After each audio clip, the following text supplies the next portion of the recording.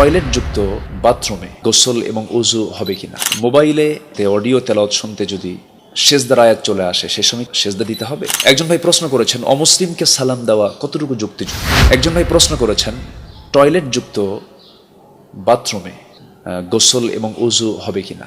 Toilet যুক্ত বাথরুমে গোসল ওযু হবে কিনা।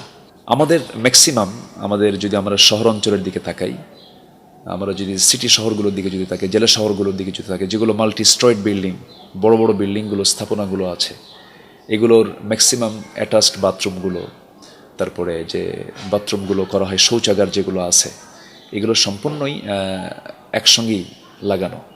যেখানেই বাথরুম সেখানেই টয়লেট। তো এখানে কেউ এটা নিয়ে কথা বলেছেন এটা জায়েজ নাই।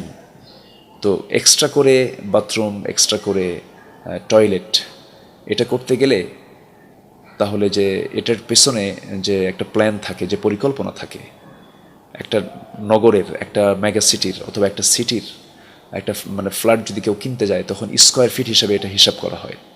তো আমরা ফতুয়া এটা গ্রামের ক্ষেত্রে হয়তো আমি গ্রামের ক্ষেত্রে যদি কেউ বলতো সেখানে হয়তো বলতো হ্যাঁ ঠিক আছে এটা সেপারেশন করেন, অ্যাভেলেবেল প্লেস সেখানে থাকে। কিন্তু অবশ্যই এটা একটা চরম সংকট। যে প্রশ্নটা এটা উত্তর দিতে গেলে আমি যদি বলি এটা উত্তম না, এটা জায়েজ না, তাহলে তো অনেকেই বিপদে পড়ে যাবেন, ম্যাক্সিমাম বিপদে পড়ে যাবেন। জায়েজ আছে, আপনি যখন ভিতরে ঢুকতে নেবেন তখন আপনি বিসমিল্লাহ বলে ঢুকে গেলেন, আপনি শৌচকার্যের কাজ কমপ্লিট করলেন, করে আপনি ওযু বানায়া আপনি চলে আসতে পারেন। যৌথ করলে এতে কোনো সমস্যা হবে না। তবে নাপাকি যেন স্পর্শ না করে, নাপাকিটা যেন নিজের গায়ে না লাগে, এটা আমরা সতর্ক থাকার চেষ্টা করব, সতর্ক থাকবো ইনশাআল্লাহ। আশা করি উত্তরটা পেয়েছেন। একজন ভাই প্রশ্ন করেছেন মোবাইলে তেলাওয়াত শুনতে, অডিও তেলাওয়াত শুনতে যদি সেজদার আয়াত চলে আসে সে সময় কি সেজদা দিতে হবে।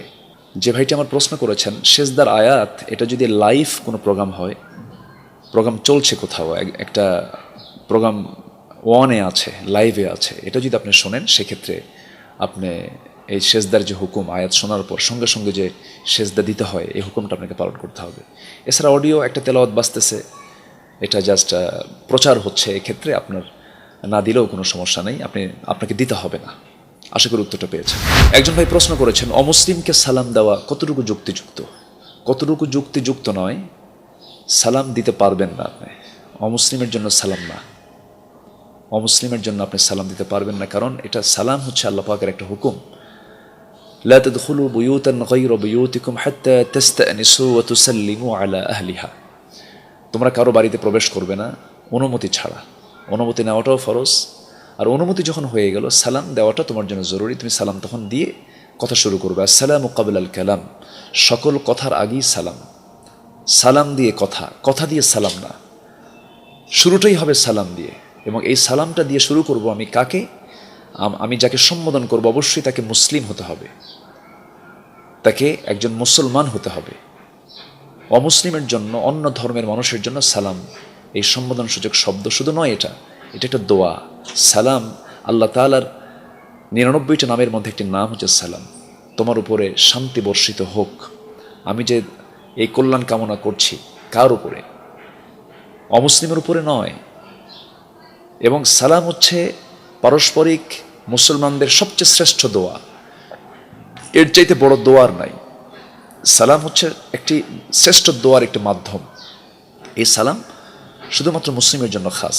হ্যাঁ, আপনি কোনো অমুসলিমকে পেলেন, আপনি অন্য কোনো শব্দ দিয়ে সম্বোধন করলেন, আপনি তাকে বললেন ভাই কেমন আছেন অথবা ওয়েলকাম, আপনি বলতে পারেন, অন্য কোনো শব্দ দিয়ে আপনি স্বাগতম জানাতে পারেন, অন্য কোনো শব্দ আপনি পরিভাষা ইউজ করতে পারেন। আপনাকে মানবিক হতে হবে, আপনাকে মানবতা নিয়ে চলতে হবে, আপনাকে সৌজন্যতা দিয়ে চলতে হবে, কোনো সমস্যা নেই। কিন্তু শরীয়ত এটাকে অ্যালাউ করেনি। অন্য ধর্মের জন্য, অন্য ধর্মের কোনো ব্যক্তির জন্য সালাম অনুমোদিত নয়, দেওয়া যাবে না।